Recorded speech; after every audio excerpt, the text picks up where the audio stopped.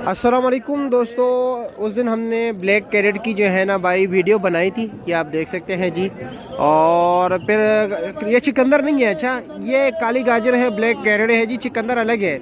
और इसका रेट चल रहा है जी इस वक्त मार्केट में 280 रुपये किलो, 1400 रुपये का 5 किलो। और ये भाई इधर होते हैं जी, आप किसी भी टाइम विज़िट कर सकते हैं। इसका स्टॉल है बाबू तारिक सिद्दीक के दुकान के सामने, ये मशहूर दुकान है मंडी का, आप जिससे भी पूछे। दूसरी बात ये है ना, वो सामने जो है ना वो पब्लिक वॉशरूम है, ठीक है। ये चौक जो है ना, यहाँ पर आके यहाँ पर ये बंदे हैं। नंबर भी मैं इसके इनके पास का जो है, कच्ची हल्दी भी है, कच्ची हल्दी कच्ची हल्दी क्या रेट है?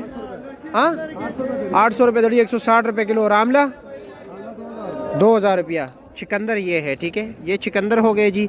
वो है गाजर। और नंबर क्या है आपका?